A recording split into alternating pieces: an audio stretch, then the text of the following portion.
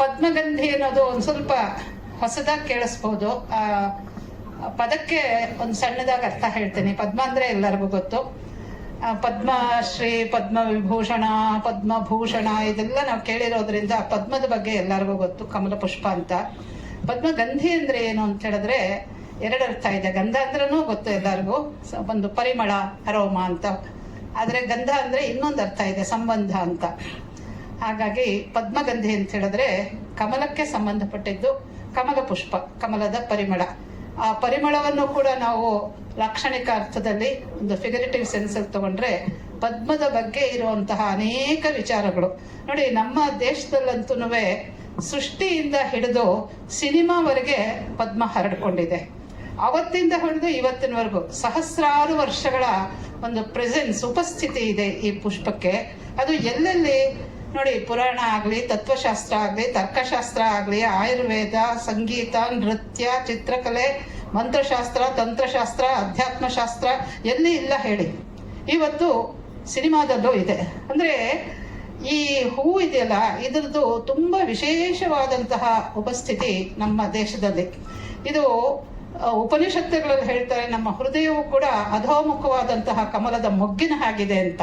ಇದೆಲ್ಲ ತುಂಬಾ ಆಶ್ಚರ್ಯಕರವಾಗಿ ಕಂಡು ನನಗೆ ಇದನ್ನೇ, ಈ ಜಾಡನ್ನ ಹಿಡ್ಕೊಂಡು ಹೋದಾಗ ಎಲ್ಲಿ ಇಲ್ಲ ಈ ಕಮಲ ಪುಷ್ಪ ಅಂತ ಹುಡುಕ್ಬೇಕಾಯ್ತು. ಅಷ್ಟರ ಮಟ್ಟಿಗೆ ಇದೆ. ಅದರಲ್ಲಿ ಸ್ವಲ್ಪ ಮಟ್ಟಿಗೆ ನಾವು ಏನೇನು ಕಂಡುಕೊಂಡ್ವಿ ನಮ್ಮ ಅನ್ವೇಷಣಾ ಪಥದಲ್ಲಿ, ಅದರ ಒಂದು ಅರ್ಧ ಭಾಗವನ್ನ ಈ ಚಿತ್ರದಲ್ಲಿ ತೋರಿಸೋದಕ್ಕೆ ಪ್ರಯತ್ನ ಪಟ್ಟಿದ್ದೀವಿ. ಶಿಲ್ಪಶಾಸ್ತ್ರದಲ್ಲಂತೂ ತುಂಬಾ ವಿಶೇಷವಾದಂತಹ ಉಪಸ್ಥಿತಿ ಇದೆ ಕಮಲ ಪುಷ್ಪದ್ದು. ಅದರಿಂದ ಈ ಚಿತ್ರ ನಮಗೆ ತುಂಬಾ ವಿಶೇಷವಾದದ್ದು, ದೇಶಕ್ಕೆ ವಿಶೇಷವಾಗಿರುವಂತಹದ್ದು, ಒಟ್ಟು ಚಿತ್ರರಂಗಕ್ಕೆ ವಿಶೇಷವಾಗಿದ್ದು ಅಂತ ನಾನು ಹೇಳಿದ್ರೆ ಅದನ್ನ ಅತಿಶಯೋಕ್ತಿ ಅಂತ ನೀವು ಖಂಡಿತ ಭಾವಿಸಬಾರದು. ಯಾಕೆ ಅಂತ ಹೇಳಿದ್ರೆ ಪ್ರಾಯಶಃ ಇಡೀ ಜಗತ್ತಿನಲ್ಲಿ ಒಂದು ಪುಷ್ಪವನ್ನು ಕುರಿತು 2 ಗಂಟೆಯ ಕಥಾಚಿತ್ರ ಆಗಿರೋದು ಇದಂ ಪ್ರಥಮ ಅಂತ ಅನ್ಕೊಂಡಿದ್ದೀನಿ ನಾನು. ನೀವು ಅದಕ್ಕೆ ಬೇರೆ ಇನ್ನೇನಾದ್ರೂ ಇದ್ರೆ ಸೇರುವಂತಹ ವಿಚಾರ ಹೇಳಬಹುದು. ನಾನಂತೂ ಹಾಗೆ ಅನ್ಕೊಂಡಿದ್ದೀನಿ. ಇನ್ನೊಂದು ಕಮಲ ನಮ್ಮ ದೇಶದ ರಾಷ್ಟ್ರ ಪುಷ್ಪ, ಅದೊಂದು. ಇದನ್ನ ನಮ್ಮ ಸ್ವಾಮಿಗಳು ಹೇಳಿದಾಗೆ ಇದಕ್ಕೆ ಒಂದು ದೈವತ್ವದ ಗಂಧ ಮೆತ್ಕೊಂಡಿದೆ. It's a divine flower, it's a great flower, so beautiful flower. ಅದಕ್ಕೆ ಇರುವಂತಹ ಅರ್ಥಗಳ ಛಾಯೆ ಎಷ್ಟು ಅದ್ಭುತವಾಗಿದೆ ಅಂತ ಹೇಳಿದ್ರೆ ಅದನ್ನ ಅನ್ವೇಷಿಸ್ಕೊಂಡು ಹೋಗಿ ಈ ಚಿತ್ರವನ್ನ ಮಾಡಿರೋದಾಗಿದೆ.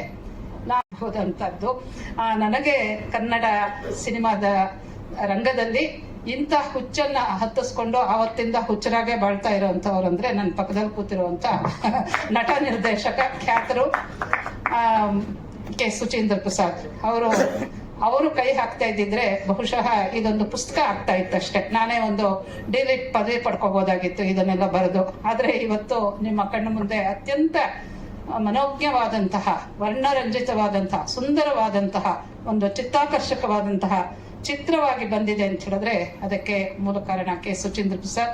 ನಾನು ನಿಮ್ಮೆಲ್ಲರ ಮುಂದೆ ಅವರಿಗೆ ಹೃತ್ಪೂರ್ವಕವಾದಂತಹ ಅಭಿನಂದನೆಗಳನ್ನು ಸಲ್ಲಿಸ್ತಾ ಇದ್ದೇನೆ. ಮತ್ತೆ ಅವರ ಪರಿವಾರ ದೊಡ್ಡದು, ಅವರಿಗೆ ಚಿತ್ರವೂ ಗೊತ್ತು, ಸಾಹಿತ್ಯವೂ ಗೊತ್ತು, ಮತ್ತೆ ಚಿತ್ರದ ಒಂದು ರಾಸಿಕ್ಯ ಅಂತ ಹೇಳ್ತೀವಲ್ಲ, ಎಸ್ಥೆಟಿಕ್ಸ್, ಅದರ ಬಗ್ಗೆ ಚೆನ್ನಾಗಿ ಅಧ್ಯಯನ ಮಾಡಿರುವಂತವ್ರು. ಅದರಿಂದ ಆ ಚಿತ್ರವನ್ನ ನೋಡಿದ ಮೇಲೆ ಅವರು ಮಾಡ್ತಾ ಇರುವಂತಹ ರೀತಿಯನ್ನ ನಾನು ಕಂಡಾಗ ಸೂಕ್ತವಾದಂತಹ ವ್ಯಕ್ತಿ ನಮಗೆ ಸಿಕ್ಕಿದ್ದಾರೆ ಅಂತ, ಇದು ಕೂಡ ನಮ್ಮ ಭಾಗ್ಯ ಅಂತ ಅನ್ಕೊಳ್ತೀನಿ. ನಾವು ಕೇಳಿಸ್ಕೊಂಡಿದ್ದೀವಿ. ಪ್ರಥಮ ಒಂದೇ ಅಂತ ನಾವು ಹೇಳಬೇಕಾದ್ದು ಪ್ರೊಫೆಸರ್ ಎಸ್.ಆರ್. ವಿದುಷಿ ಅವರು ನಮ್ಮ ರಾಷ್ಟ್ರೀಯ ಭಾರತೀಯತೆಯನ್ನ, ರಾಷ್ಟ್ರೀಯ ಪುಷ್ಪದ ಕುರಿತಾಗಿ, ನಮ್ಮ ಅಸ್ಮಿತೆಯ ಕುರಿತಾಗಿ ಒಂದು ಚಿತ್ರ ಆಗ್ಬೇಕು ಅಂತ ಯೋಚನೆ ಮಾಡಿದ್ದೆ ಅವ್ರನ್ನ ಪ್ರಾತಸ್ಮರಣೀಯರನ್ನಾಗಿಸುತ್ತೆ, ಸಂಧ್ಯಾ ವಂದನೀಯರನ್ನಾಗಿಸುತ್ತೆ. ನಮಗೆ ನಿವೇದಿಕೆಯನ್ನು ನಿಜ ಅರ್ಥದಲ್ಲಿ ತೂಕಬದ್ಧಗೊಳಿಸಿರುವಂತಹ ನಾವೆಲ್ಲರೂ ಇದು ಸಾಂಘಿಕ ಪ್ರಯತ್ನ, ಇದು ಸಾಮೂಹಿಕ ಯತ್ನ ಅನ್ನೋದನ್ನ ಸಾರಿ ಸಾರಿ ಹೇಳ್ತಾ ಇದೆ. ಬೇರೆ ಬೇರೆ ಚಿತ್ರಗಳ ಅನೇಕ ನಾವೆಲ್ಲ ಭೇಟಿ ಆಗ್ತಲೇ ಇರ್ತೇವೆ. ಆದರೆ ಈ ಚಿತ್ರದ ವಿಶೇಷ ಏನು ಅಂತ ಹೇಳಿದ್ರೆ ಇನ್ನೂ ಶೇಷ ಇವೆ ಅನೇಕ. ವಿಶೇಷದಲ್ಲಿ ಪದವಿಭಾಗ ಮಾಡಬಾರ್ದು ನಾವು, ಆದರೂ ಸಹ ಶೇಷ ಪದ್ಮ ಕುರಿತಾದಂತಹ ಅನೇಕ ಶೇಷ ಸಂಗತಿಗಳು ಉಳಿದಿವೆ. ಇದರಲ್ಲಿ ಇನ್ನು ಉಳಿಕೆ ಸಂಗತಿಗಳು ಹೆಚ್ಚಿವೆ. ಆದರೂ ಸಹ 2 ತಾಸಿನಲ್ಲಿ ವಿದುಷಿಯವರು ಹೇಳಿದ ಹಾಗೆ ಒಂದು ಚಿತ್ರ ಕಾವ್ಯವನ್ನಾಗಿ ಮಾಡಬೇಕು ಅಂತ ಹೇಳಿದಾಗ ಇದನ್ನ ಯಾಕೆ ನೋಡಬೇಕು ಅನ್ನೋ ಒಂದು ಪ್ರಶ್ನೆ ಬಂದ್ಬಿಡುತ್ತೆ. ಈ ಮೂಲಭೂತ ಪ್ರಶ್ನೆ, ಚಿತ್ರ ಮಾಡ್ತೇವೆ ಯಾಕೆ, ತೋರಿಸೋದಕ್ಕಾಗಿ, ಅದಕ್ಕೆ ಉತ್ತರ ಕಂಡುಕೊಳ್ತೇವೆ. ಆದ್ರೆ ಮಾಡಿದ ನಂತರ ಇದನ್ನು ನೋಡೋದಕ್ಕೆ ಏನ್ ಮಾಡಬೇಕು, ಯಾಕೆ ನೋಡಬೇಕು ಅನ್ನೋ ಪ್ರಶ್ನೆಗೆ ಉತ್ತರ ಇಲ್ಲಿದೆ. ಭಾರತೀಯತೆಯನ್ನ ಒಪ್ಪಿಕೊಳ್ಳುವಂಥವರು ಅಥವಾ ಭಾರತ ಅಂದ್ರೆ ಏನು, ಅದರ ಪಾರಂಪರಿಕ ಜ್ಞಾನವೇನು, ಅದರ ದರ್ಶನ ಬಯಸುವಂಥವರು ಈ ಚಿತ್ರವನ್ನ ನೋಡಬೇಕು. ಅಷ್ಟಲ್ಲದೆ ಈ ಚಿತ್ರದಲ್ಲಿರುವಂತಹ ಅಡಕ ಬರುವ ತಲೆಮಾರುಗಳಿಗೆ ಪಥದರ್ಶಿ ಅನ್ನೋ ಕಾರಣಕ್ಕಾಗಿಯೂ ನೋಡಬೇಕು. ಈ ದೇಶ ಅಥವಾ ಇಲ್ಲಿನ ನೆಲ, ಈ ನೆಲ ಜಲ ಇವೆಲ್ಲವೂ ನಮಗೆ ಆಶ್ರಯ ಕೊಟ್ಟಿದೆ, ಆಸರೆ ಕೊಟ್ಟಿದೆ. ಈ ಆಸರೆಗಳ ಋಣ ತೀರಿಕೆಯ ಬಾಬತ್ತಾಗಿ ಆದರೂ ಈ ಚಿತ್ರವನ್ನು ನೋಡಬೇಕು ಅನ್ನೋದನ್ನ ಹಕ್ಕೊತ್ತಾಯದ ಮುಖಾಂತರ ನಾವು ಹೇಳುವಂಥದ್ದು. ಅಷ್ಟಲ್ಲದೆ ಕೆಲವರು ಅವರವರ ರಾಜಕೀಯ ಪಕ್ಷಗಳು ಇತ್ಯಾದಿಗಳಿಗೆ ಅವರ ಚುನಾವಣಾ ಚಿಹ್ನೆ ಎತ್ತಿದ ಪಕ್ಷದ ಚಿಹ್ನೆ ಎತ್ತಿಗಳನ್ನು ಇಟ್ಕೊಂಡ್ಬಿಟ್ಟಿರ್ತವೆ. ಹಾಗೆಲ್ಲ ಇಟ್ಟುಕೊಂಡವರು ಸಹ ಯಾಕೆ ಹಿರಿಯರು ಇದನ್ನ ಬಳಸಿದ್ರು, ರಾಷ್ಟ್ರೀಯ ಪುಷ್ಪ ಯಾಕೆ ಇದಾಯಿತು, ಯಾಕೆ ಇದ್ರ ಹಿನ್ನೆಲೆ, ಇದು ಮುನ್ನೆಲೆ ಬರಬೇಕು ಅಂತಂದ್ರೆ ಇದ್ರ ಹಿನ್ನೆಲೆ ತುಂಬಾ ಗಟ್ಟಿಯಾದ್ದು ಸತ್ವಯುತವಾದ್ದಾಗಿದೆ. ಸ್ವತ್ವ ಅರಿಯೋದಕ್ಕೆ ಮತ್ತೆ ಸತ್ವ ಇವೆರಡಕ್ಕೂ ಈ ಪದ್ಮಗಂಧಿ ತುಂಬಾ ಸಹಕಾರಿ. ಪದ್ಮದ ಪರಿಮಳವನ್ನ ಬಿಡ್ತಿರುವಂತಹ ಈ ಚಿತ್ರ ನೋಡಿ ಅಂತ ಸುಮ್ಮನೆ ಹೇಳ್ತಾ ಇಲ್ಲ. ಇದರ ಮೂಲ ಉದ್ದೇಶ ಏನು ಅಂತ ಹೇಳಿದ್ರೆ, ಬರುವ ಅನೇಕ ತಲೆಮಾರುಗಳಿಗೆ ನಮ್ಮ ನಿಜವಾದ ಈ ಭಾರತದ ನಿಜ ವಿಸ್ತಾರವೇನು, ವೈಶಾಲ್ಯವೇನು, ಅಸ್ಮಿತೆ ಏನು, ಗೌರವವೇನು, ಇವೆಲ್ಲವನ್ನ ಈ ಚಿತ್ರದಲ್ಲಿ ಮುಖಾಂತರ ಹೇಳೋ ಪ್ರಯತ್ನ ನಡೆದಿದೆ. ಇದು ಚಿತ್ರ ಆದಮೇಲೆ ಅನೇಕರು ನಮಗೆ ಚಿತ್ರ ಆಗೋ ಸಂದರ್ಭದಲ್ಲಿಯೂ ನಂತರವೂ ಅನೇಕರು ಬೇಕಾಗ್ತಾರೆ. ಹಾಗಾಗಿ ಸಾಂಘಿಕ ಯತ್ನವಾಗಿ ಇಷ್ಟು ಜನರು ತಮ್ಮ ಮುಂದೆ ಕೂತ್ಕೊಂಡಿದ್ದೇವೆ. ಮಾನ್ಯ ಹರೀಶರು ವಾಗ್ದೇವಿ ಅಂತ ಶಿಕ್ಷಣ ಸಂಸ್ಥೆಯನ್ನು ಮಾಡಿಕೊಂಡು ಅವ್ರು ಹೇಳಿದ ಮೊದಲ ಮಾತು, ನಮ್ಮ ಇರುವ ಸಾವಿರಾರು ಮಂದಿ ಹುಡುಗರೇನಿದ್ದಾರೆ ಅವರೆಲ್ಲರನ್ನು ಕರೆತಂದು ಈ ಚಿತ್ರವನ್ನು ತೋರಿಸುವ ಕೆಲಸವನ್ನು ಮಾಡ್ತೇವೆ ಅಂತ. ಹಾಗಾಗಿ ನಾವು ನಮ್ಮ ಕುರಿತಾಗಿಯೇ ತುತ್ತೂರಿಯನ್ನು ಅಥವಾ ಶಂಖವನ್ನು ಹೇಳುವ ಬದಲು ಅಂಥವರು ಯಾಕೆ ಬರ್ತಿದ್ದಾರೆ ನಿಮ್ಮ ಮುಂದೆ ನಿಂತ್ಕೊಳ್ಳೋಕೆ ಅಂತ ಹೇಳಿದ್ರೆ, ನಾವು ಅಲ್ಲಿಂದಲೇ ಆರಂಭ ಮಾಡೋಣ. ನಮಗೆ ಇರುವಂಥವೆಲ್ಲರೂ ಎರಡೆರಡು ಮಾತನ್ನು ಕೇಳಿಬಿಡೋಣ, ಮತ್ತೆ ನಾವು ಮಾತಾಡಿಕೊಳ್ಳೋಣ. ಕೇವಲ 30 ಕ್ಷಣ ಒಬ್ಬೊಬ್ಬರು ತೆಕ್ಕೊಂಡ್ರು ಸಹ ನಾವು ಪದ್ಮಗಂಧಿಯನ್ನು ನಾವು ಅದರ ಕುರಿತು ಹೇಳುವ ಬದಲು ಈಗಾಗಲೇ ಅದರ ಮೇಲೆ ನೇಪಥ್ಯದಲ್ಲಿ, ಅದರ ತೆರೆ ಮೇಲೆ, ತೆರೆ ಹಿಂದೆ ಎಲ್ಲ ಕೆಲಸ ಮಾಡಿದಂಥ ಎಲ್ಲ ಮಹನೀಯರು ಇಲ್ಲಿ ಕೂತಿದ್ದಾರೆ. ಅವರೆಲ್ಲರೂ ತಮ್ಮಲ್ಲಿ ಎರಡೆರಡು ಮಾತುಗಳನ್ನು ಆಡ್ಬಿಡ್ತು ಅಂತಂದ್ರೆ ಪದ್ಮಗಂಧಿನ ಸಾರಾಸಟ್ಟಾಗಿ ಅಂದ್ರೆ ಅದರ ಸಾರ ಸಂಗ್ರಹ ಮಾಡಿಕೊಡೋಕೆ ಸಾಧ್ಯವಾಗುತ್ತೆ ಅನ್ನೋ ಆಲೋಚನೆಯಿಂದ ನಾನು ಮೊದಲು ಹರೀಶ್ರನ್ನ ನಾನು ದಯಮಾಡಿ ಇದ್ರ ಕುರಿತಾಗಿ ಎಲ್ಲರೇ ಮಾತು ಹೇಳಬೇಕು ಅಂತ ಕೇಳ್ತೇನೆ. ಧನ್ಯವಾದಗಳು ಸರ್. ಯೋಚನೆ ಯಾವತ್ತೂ ಕೂಡ ರಾಷ್ಟ್ರೀಯ ಸ್ರೋತ ಮತ್ತು ರಾಷ್ಟ್ರೀಯತೆಯ ಕಡೆಗೆ ಇರುತ್ತೆ, ಸಂಸ್ಕೃತಿಯ ಕಡೆಗೆ ಇರುತ್ತೆ. ಇದರ ಟ್ರೈಲರ್ ನೋಡಿದ ಮೇಲೆ ಪೂರ್ತಿ 2 ಗಂಟೆ ಕೂತು ಯಾವಾಗ ನೋಡ್ತೀವಿ ಅನ್ನುವಂತಹ ಕುತೂಹಲ ಕೂಡ ಉಂಟಾಗಿದೆ. ಇದರ ಬಗ್ಗೆ ಸಂಗೀತವನ್ನ ನೀಡಿದಂತಹ ಶಂಕರ್ ಶಾನ್ಭಾಗರು ಮತ್ತು ಬಹಳಷ್ಟು ನಮ್ಮ ಪರಿಚಿತರು, ಸ್ನೇಹಿತರು ಇದರಲ್ಲಿ ಪರಮಶಿವನ್ ಅವರು ಇದರ IIT ಮಡ್ರಾಸಲ್ಲಿ ಪ್ರೊಫೆಸರ್ ಆಗಿದ್ದವರು ಸಂಗೀತವನ್ನು ಕೂಡ ನಿರ್ದೇಶನ ಮಾಡಿದ್ದಾರೆ. ಶಂಕರ್ ಶಾನ್ಭಾಗ್ ಅವರು ಹಾಡಿದ್ದಾರೆ. ಇದರಲ್ಲಿ ಪಾತ್ರ ಮಾಡಿದಂತಹ ಪದ್ಮಿನಿ ಅವರು ಎಲ್ಲ ನಮಗೆ ಚಿರಪರಿಚಿತರು. ಅದರಲ್ಲಿ ಒಳ್ಳೆ ಪಾತ್ರ ಮಾಡಿದಂತ ಹೆಸರು ಆಕೆಯದು ಮಹಾಪದ್ಮ ಅಂತ ಕೇಳಿ ಇದ್ದಿದ್ದು ರೋಮಾಂಚನ ಆಯಿತು. ಹಾಗಾಗಿ ಬಹುಶಃ ಸಹಸ್ರಾರ ಪದ್ಮವನ್ನು ಕೂಡ ನೀವು ತಗೊಂಡಿದ್ದೀರಿ ಅಂತ ಅಂದ್ಕೊಂಡಿರ್ತೀನಿ. ಆ ಮೂಲಾಧಾರದಿಂದ ಹಿಡಿದು ಸಹಸ್ರಾರದವರೆಗೂ 7 ಬೆಟ್ಟಗಳನ್ನು 7 ಪದ್ಮಗಳನ್ನು ನೀವು ಖಂಡಿತ ಇದನ್ನ ವಿವರಿಸಿರ್ತೀರಿ. ಹಾಗಾಗಿ ಎಲ್ಲೆಲ್ಲಿ ಇವತ್ತು ಕೊರತೆ ಇರುವಂತದ್ದು ಏನು ಅಂತಂದ್ರೆ, ನಮ್ಮ ಮೂಲ ಸ್ರೋತವನ್ನ ನಾವು ಮರೆತಿರೋದು. ಸೊ ನಮ್ಮನ್ನ ನಾವು ತಿಳ್ಕೊಂಡಾಗ ನಮಗೆ ನಮ್ಮ ಬಗ್ಗೆ, ನಮ್ಮ ದೇಶದ ಬಗ್ಗೆ, ನಮ್ಮ ಸಂಸ್ಕೃತಿಯ ಬಗ್ಗೆ ಇನ್ನಷ್ಟು ಹಿರಿಮೆ ಬರುತ್ತೆ. ಹಾಗಾಗಿ ಇಂಥ ನಿಟ್ಟಿನಲ್ಲಿ ನೀವು ಕೆಲಸ ಮಾಡಿದ್ದೀರಿ. ನಾನು ಆಗ್ಲೇ ಹೇಳಿದಾಗೆ ಯಾವ್ದಾದ್ರು ಸ್ಕ್ರೀನ್ ಮಾರತ್ಹಳ್ಳಿ, ವರ್ತೂರು, ಈ ಕಡೆ ಆ ಕಡೆ ಹತ್ತಿರದಲ್ಲಿ ವೈಟ್ ಫೀಲ್ಡ್ ಈ ಭಾಗದಲ್ಲಿ ನೀವು ಸ್ಕ್ರೀನ್ ಮಾಡಿದಾಗ ನಮ್ಮ ಹೈಸ್ಕೂಲ್ ಮಕ್ಕಳು ಯಾರ್ಯಾರು ಸಂಸ್ಕೃತವನ್ನ ದ್ವಿತೀಯ ಭಾಷೆಯನ್ನಾಗಿ ತೆಗೆದುಕೊಂಡಿದ್ದಾರೆ ಅನ್ಕರೆ ನಮ್ಮಲ್ಲಿ 1 ಡಜನ್ ಸಂಸ್ಕೃತ ಪಂಡಿತರಿದ್ದಾರೆ. ಸೊ ಹಾಗಾಗಿ ನಮ್ಮ ಎಲ್ಲ ಮಕ್ಕಳನ್ನು, ಹೈಸ್ಕೂಲ್ ಮಕ್ಕಳು ಕನ್ನಡದಲ್ಲೂ ಇರೋದ್ರಿಂದ ನಮ್ಮ ಹೈಸ್ಕೂಲ್ ಮಕ್ಕಳು ಅಷ್ಟೋ ಜನನ ಕರ್ಕೊಂಡ್ಬಂದು ನಾವು ತೋರಿಸೋದಕ್ಕೆ ನಾವು ಕಾತರಾಗಿದ್ದೀವಿ. ನಮ್ಮ ಟೀಚರ್ಸ್ನು ಅಷ್ಟು ಜನ ಕರ್ಕೊಂಡ್ಬಂದು ನಾವು ತೋರಿಸ್ತೀವಿ ಸರ್. ಆದಷ್ಟು ಬೇಗ ಇದು ಬಿಡುಗಡೆ ಆಗಲಿ. ಮತ್ತು ಹೇಗೆ ಕಾಂತಾರಾನ ಪ್ರಧಾನಿಯವರು ಕರೆದು ನೋಡಿದ್ರು, ರಾಷ್ಟ್ರಪತಿಗಳು ಅವರ ಮನೆಯಲ್ಲೇ ರಾಷ್ಟ್ರಪತಿ ಭವನದಲ್ಲಿ ಹಾಕಿಸ್ಕೊಂಡು ನೋಡಿದ್ರು, ಇನ್ನೊಂದು ಅತ್ಯಂತ ಶೀಘ್ರದಲ್ಲಿ ಈ ಚಿತ್ರವನ್ನ ನರೇಂದ್ರ ಮೋದಿಜಿಯವರು ನೋಡ್ಲಿ, ರಾಷ್ಟ್ರಪತಿಗಳು ನೋಡ್ಲಿ ಅಂತ ನಾನು ಹಾರೈಸ್ತೇನೆ. ಪದ್ಮದ ಬಗ್ಗೆ ಸಾಕಷ್ಟು ಎಲ್ಲರೂ ಮಾತನಾಡಿದ್ದಾರೆ. ಅದ್ರ ಬಗ್ಗೆ ನಾನೇನು ಹೇಳೋದಕ್ಕೆ ಹೋಗೋದಿಲ್ಲ. ಎಲ್ಲರಿಗೂ ಅನಿಸ್ಬೋದು ಇವರು ಒಂದು ದೇವಸ್ಥಾನ ನಡೆಸ್ತಾ ಇರ್ತಕ್ಕಂತಹ ಧರ್ಮದರ್ಶಿಗೆ ಈ ಸಿನಿಮಾದಲ್ಲಿ ಏನು ಕೆಲಸ ಅಂತ ಬಹುಶಃ ಅನ್ನಿಸ್ತಾ ಇರಬಹುದು. ಆದರೆ ಈ ಭಾರತೀಯ ಸಂಸ್ಕೃತಿ ಏನಿದೆ ಅದರ ಎಲ್ಲ ಪ್ರಾಕಾರದಲ್ಲಿಯೂ ಕೂಡ ಈ ಪದ್ಮದ ಒಂದು ಝಲಕ್ ಇರುತ್ತೆ. ಅದ್ರ ಬಗ್ಗೆ ಎಷ್ಟು ಅಗೆದು ಬಗೆದರೂ ಕೂಡ ತಿಳ್ಕೊಳ್ಳಿಕ್ಕೆ ಸಾಧ್ಯವಿಲ್ಲದೆ ಇರುವಷ್ಟು ವಿಷಯ ಇದೆ.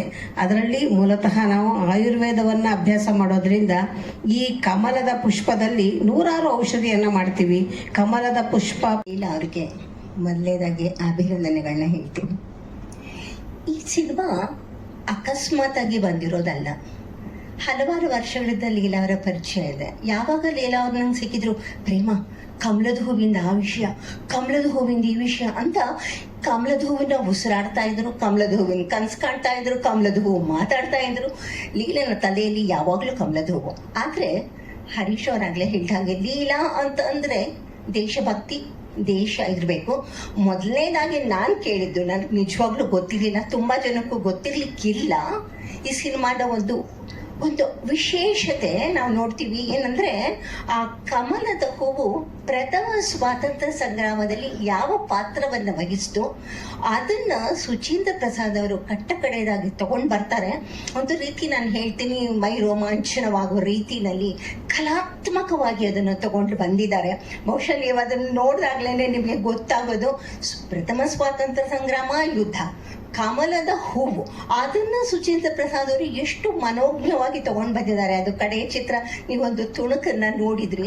ಈ ಸಿನಿಮಾ ಆ ಥರ ಅದ್ಭುತ ಅಂತ ನಾನು ಹೇಳ್ಬಲ್ಲೆ. ಹೀಗೆ ಲೀಲಾ ಜೊತೆ ಮಾತಾಡ್ತಾ, ಲೀಲಾ ಕಮಲದ ಹೂವು ಊಟಕ್ಕೂ ಕೂಡ ಆಗತ್ತೆ, ಕಮಲದಲ್ಲಿ ಥೆರಪಿಟಿಕ್ ವ್ಯಾಲ್ಯೂ ಇದೆ, ಕಮಲ ಆಹಾರಕ್ಕೂ ಆಗತ್ತೆ ಅಂತ ಅಂದಾಗ ಸರಿ ಅದು ಒಂದು ಇದ್ದು ಬಿಡ್ಲಿ ಅಂತ ಅಂದ್ಕೊಂಡು ಹಾಗೇನೆ ಚಿತ್ರದಲ್ಲಿ ಬಂದಾಗ ಅಭಿನಯಿಸಿದ್ವಿ ಅಂತ ಅನ್ನಿಸ್ಲೇ ಇಲ್ಲ. ಯಾಕೆಂದ್ರೆ ಸುಚೀಂದ್ರ ಪ್ರಸಾದ್ ಅವರಿದ್ದಾಗ ತನ್ನಷ್ಟಕ್ಕೆ ತಾನು ಪಾತ್ರಗಳು ಹೋಗ್ತಾ ಇರುತ್ತೆ, ಹಾಗೆ ನಾನು ಹೋಗ್ತಾ ಇದ್ದೆ, ಹಾಗೆ ಮುಗಿಸ್ಕೊಂಡು ಬಂದೆ. ಇದು ಆ ತರಹದ ಒಂದು ಸುಂದರವಾದ ನಿರ್ದೇಶನ, ಅತ್ಯದ್ಭುತವಾದ ಕತೆ, ಅದನ್ನು ಕಟ್ಟಿಕೊಟ್ಟ ರೀತಿ, ಅದನ್ನು ತೆರೆ ಮೇಲೆ ತಂದಂಥ ರೀತಿ ಇದೆಯಲ್ವಾ, ಇದನ್ನು ಪ್ರತಿಯೊಬ್ಬರು ಅನುಭವಿಸಲೇಬೇಕು. ಇದು ಬರೀ ಭಾರತದ ಕರ್ನಾಟಕದವರು ಮಾತ್ರ ಅಲ್ಲ, ಸಂಸ್ಕೃತದಲ್ಲಿದೆ, ಹಿಂದಿನಲ್ಲಿದೆ. ಇಡೀ ಭಾರತಕ್ಕೆ ಆಗುವಂತಹ, ಎಲ್ಲರ ಮನಸ್ಸನ್ನು ಮುಟ್ಟುವಂತಹ ಒಂದು ಅದ್ಭುತವಾದಂತಹ ಒಂದು ಸಿನಿಮಾ. ಹಾಗಾಗಿ ಅಂತಹ ಪಳನಿ ಸರ್ ನಮ್ಮ ಜೊತೆಗೆ ಈ ತಂಡಕ್ಕೆ ದುಡಿದಿದ್ದಾರೆ. ಎಲ್ರಿಗೂ ನಮಸ್ಕಾರ. ಪದ್ಮಗಂಧಿ ಒಂದು ಬರೀ ಚಿತ್ರವಲ್ಲ, ಇದು ಎನ್ಸೈಕ್ಲೋಪೀಡಿಯಾ. ಈ ಚಿತ್ರ ಮಾಡಬೇಕಾದ್ರೆ ಆ್ಯಕ್ಚುಲಿ ನಾನು ಒಂದು ಸಿಂಪಲ್ ಇರ್ಬೋದು ಅಂತ ಅಂದ್ಕೊಂಡಿದ್ದೆ.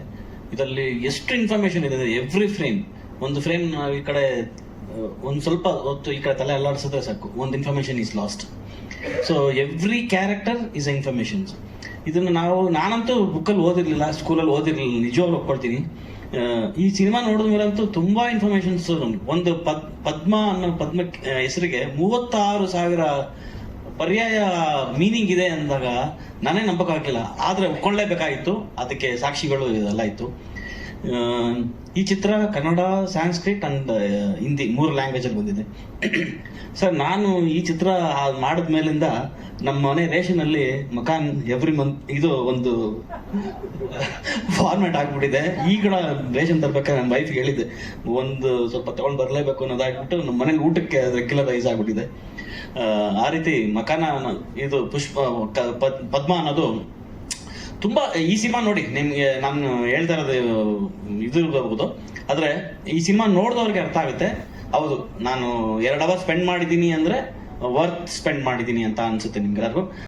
ಎಲ್ರಿಗೂ ನಮಸ್ಕಾರ. ನಮ್ಮ ತಂದೆಯವರ ಬಗ್ಗೆ ಡಾಕ್ಟರ್ ರಾಜ್ಕುಮಾರ್ ಅವರು ಒಂದ್ಸಲ ಹೇಳಿದರು ರವೀಂದ್ರ ಕಲಾಕ್ಷೇತ್ರದಲ್ಲಿ.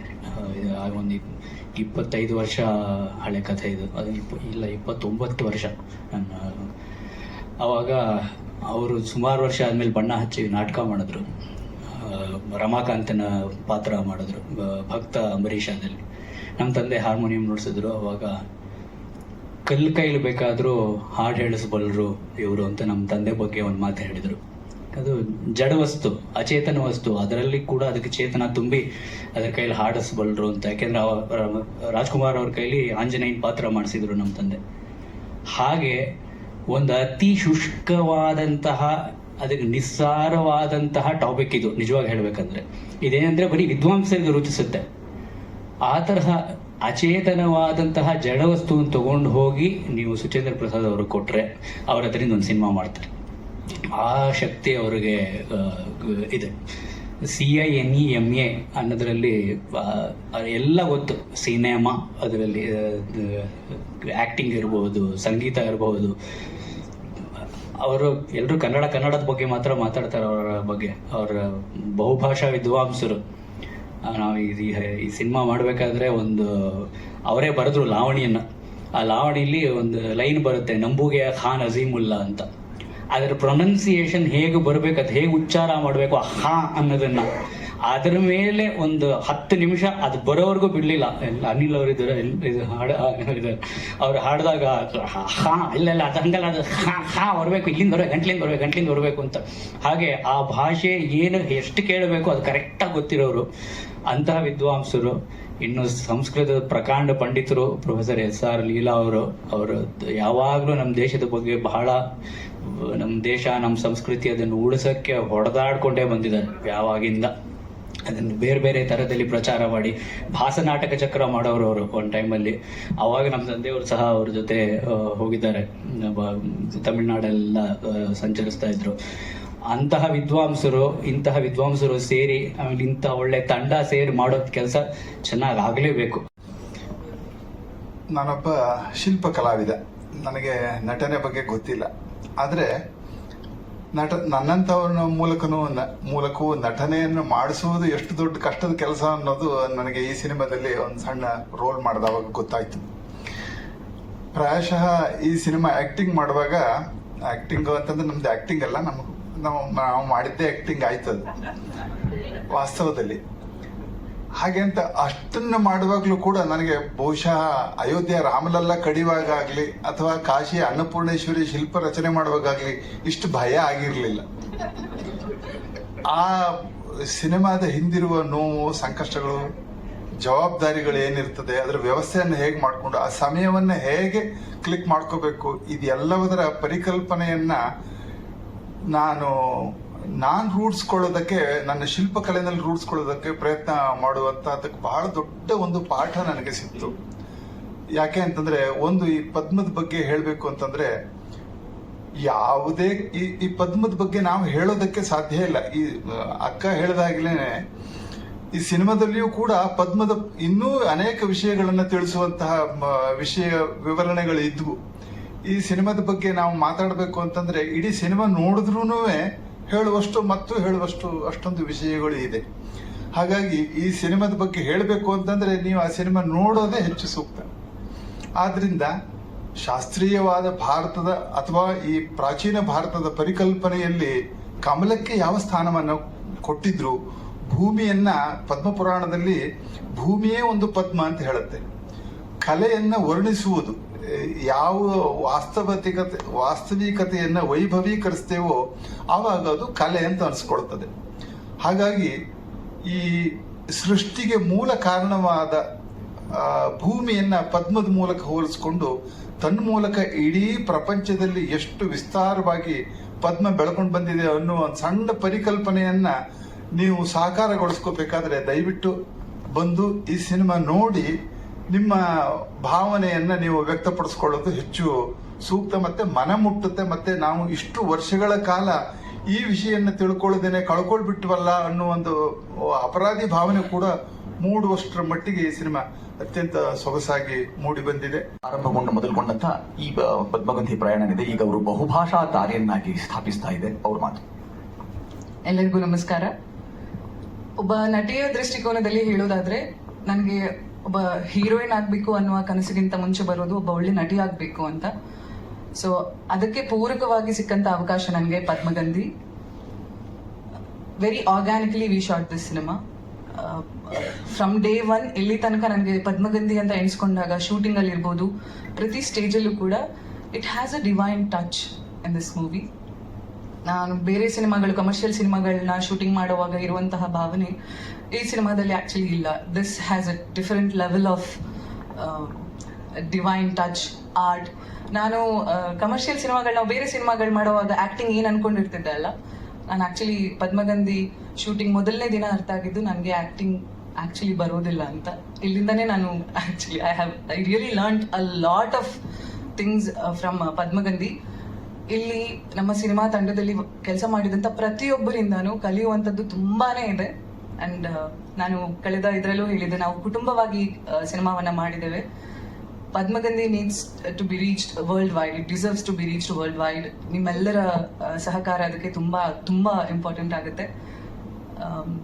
ಇನ್ನೊಂದು very dream coming true moment ನನಗೆ ಈ ಸಿನಿಮಾ. ಫಸ್ಟ್ ನನಗೆ ಪದ್ಮಗಂಧಿ ಅನ್ನುವಂತಹ ಸಿನಿಮಾ ಕನ್ನಡ, ಸಂಸ್ಕೃತ, ಹಿಂದಿಯಲ್ಲಿ ಬರ್ತಾ ಇದೆ, ಅದಕ್ಕೆ ಆಡಿಷನ್ ನನಗೆ ಸಿಕ್ತು ಅನ್ನುವಾಗ I literally pray to every god, ನನಗೆ ಇದೊಂದು ಸಿನಿಮಾ ಸಿಕ್ಬಿಡ್ಲಿ, ನಾನು I want to do it ಅಂತ.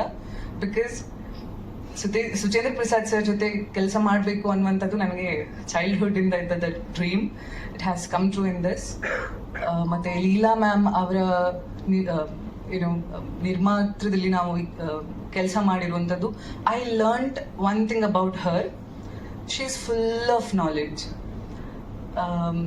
ಪ್ರತಿಯೊಂದು ಮಾತುಕತೆ, ಅವರ ಜೊತೆ ಆಡುವ ಪ್ರತಿಯೊಂದು ಮಾತುಕತೆಯಲ್ಲೂ there is a learning for me, to everybody.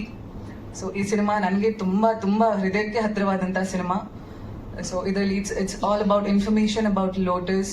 ನಮ್ಮ ಸಂಸ್ಕೃತಿಯಲ್ಲಿ ನಾವು ಆ್ಯಕ್ಚುಲಿ ಬೀಯಿಂಗ್ ಯೂತ್, ನಮ್ಮ ಸಂಸ್ಕೃತಿಯನ್ನು ನಾವು ಬೆಳೆಸಬೇಕಾಗಿರೋದು ನಮ್ಮ ಜವಾಬ್ದಾರಿ. ಸೊ ಇಂತಹ ಸಿನಿಮಾಗಳಿಂದ we are actually taking steps.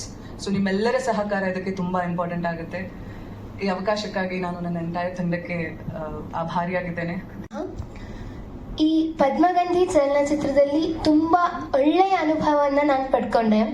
ತುಂಬ ತುಂಬ ತುಂಬ ಅನುಭವಗಳನ್ನ, ಪದ್ಮದ ವಿಚಾರವಾಗಿ, ಚಿತ್ರೀಕರಣ ವಿಚಾರವಾಗಿ ತುಂಬ ಅನುಭವಗಳನ್ನ ಪಡ್ಕೊಂಡೆ.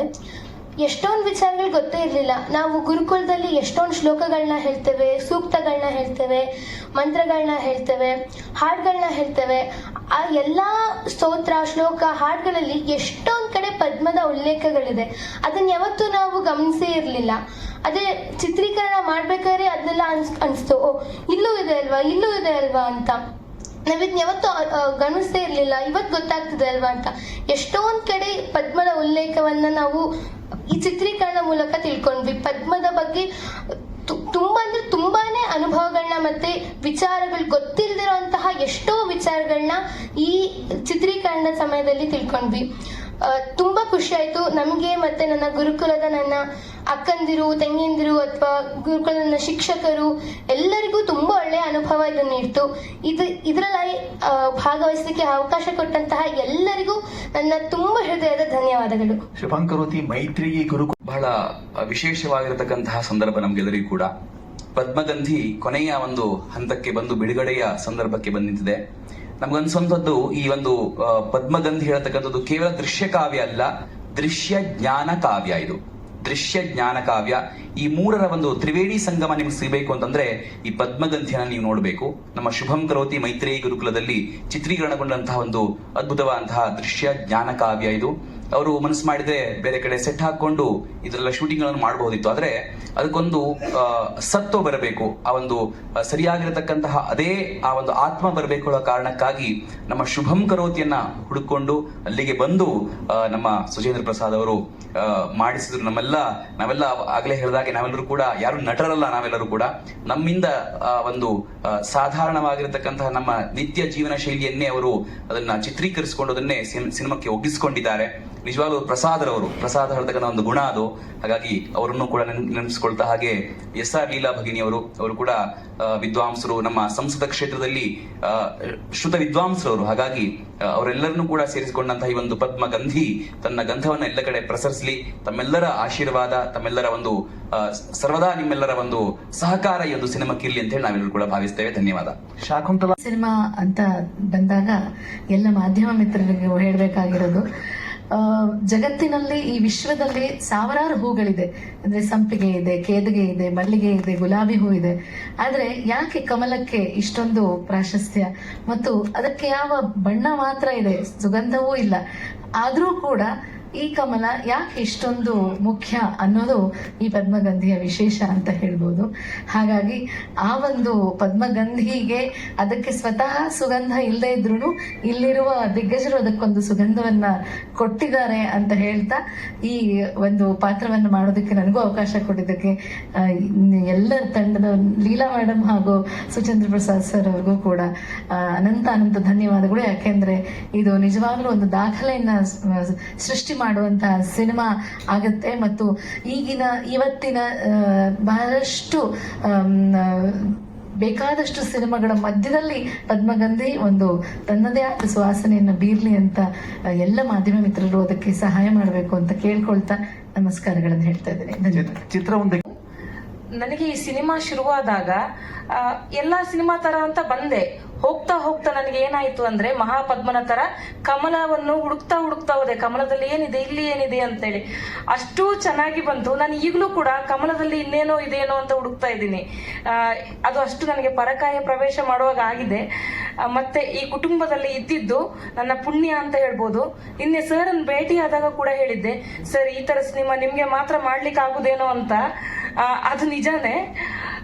ಇಲ್ಲಿ ನನಗೆ ಅವಕಾಶ ಕೊಟ್ಟಿದ್ದಕ್ಕಾಗಿ ತುಂಬಾ ಧನ್ಯವಾದಗಳು. ಚಿತ್ರ ಕೃಷಿ ಸಾಮಾನ್ಯ ಬೇರೆ ಬೇರೆ ಕೃಷಿ ಮಾಡ್ತೀವಿ. ಸುಚೇಂದ್ರ ಪ್ರಸಾದ್ ಸರ್ ನಮಗೆ ಒಂದು 12 ವರ್ಷದ ಪರಿಚಯ. ಆ ಒಂದು ಪರಿಚಯದಲ್ಲಿ ಇದು ಮೊದಲನೇ ಸಿನಿಮಾ ಕೊಟ್ಟಿದ್ದಾರೆ ನನಗೆ ರಿಲೀಸ್ ಮಾಡೋದಕ್ಕೆ.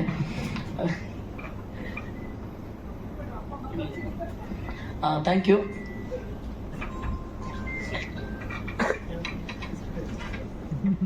ನಾವು ಈ ಸಿನಿಮಾನ ಒಂದು 25ರಿಂದ 30 ಸೆಂಟ್ರಲ್ಲಿ ರಿಲೀಸ್ ಮಾಡ್ಬೇಕನ್ನೋದು ನನ್ನ ಒಪಿನಿಯನು.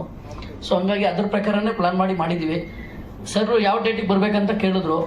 ವೆಂಕಟರು ನಿಮ್ಮ ಡೇಟಲ್ಲೇ ಮಾಡ್ಬಿಡೋಣ, ನೀವು ಯಾವ ಡೇಟ್ ಪರ್ಫೆಕ್ಟ್ ಅಂತ ಹೇಳ್ತೀರಿ ಅದ್ರ ಪ್ರಕಾರ ಪ್ಲಾನ್ ಮಾಡಿ ಅಂತ. ಅದ್ರ ಪ್ರಕಾರ 12ನೇ ತಾರೀಕು ಪ್ಲಾನ್ ಮಾಡ್ತಾ ಇದ್ದೀವಿ. ಶುಕ್ರವಾರ 11ನೇ ತಾರೀಕು ತುಂಬ ದೊಡ್ಡ ಸಿನಿಮಾ ಇದೆ. ಬಟ್ 12ನೇ ತಾರೀಕು ನಮ್ಮದು ಸಿನಿಮಾ ಇದೆ. ದಯವಿಟ್ಟು ಎಲ್ಲರೂ ನೋಡಿ ಒಂದ್ಸಲಿ. ಎಲ್ಲರೂ ಇಡೀ ಟೀಮ್ ಹೇಳಿದ್ದಾರೆ ಏನಕ್ಕೆ ಈ ಸಿನಿಮಾ ನೋಡಬೇಕು, ಎಷ್ಟು ಇಂಪಾರ್ಟೆಂಟ್ ಈ ಸಿನಿಮಾ ಅನ್ನೋದು ನಿಮಗೆಲ್ಲ ಆಲ್ರೆಡಿ ಗೊತ್ತಾಗಿದೆ. ದಯವಿಟ್ಟು ಈ ಸಿನಿಮಾ ನೋಡಿ, ಒಳ್ಳೆ ಸಿನಿಮಾಗೆ ಪ್ರೋತ್ಸಾಹ ಕೊಡಿ. Thank you. ವೆಂಕಟಗೌಡರ ಕೂಸು ಇಂದು ನಿನ್ನೆ ಆಕೆ ಜನ ಈಗಾಗಲೇ ಇದಕ್ಕೆ ಅಂತಾರಾಷ್ಟ್ರೀಯ ಮನ್ನಣೆ ಬಂದಿದೆ. ನಾನು ಆರಂಭದಲ್ಲಿ ಹೇಳಿದ ಹಾಗೆ ಇದು ನಮ್ಮ ಕನ್ನಡಿಗರ ಹೆಮ್ಮೆ, ನಾವು ನಮ್ಮ ಕರ್ನಾಟಕದ ಹೆಮ್ಮೆ. ಯಾಕೆಂದ್ರೆ ಸುಚೇಂದ್ರ ಪ್ರಸಾದ್ ಅವರು ಈ ಚಿತ್ರವನ್ನ ನಿರ್ಮಾಣ ಮಾಡಿದ್ದಾರೆ ಅನ್ನುವಂಥದ್ದು. ಹಾಗೆ ಒಂದು ನಿಮಿಷ ಮೇಡಮ್ ಬರ್ಲಿ ಅಂತ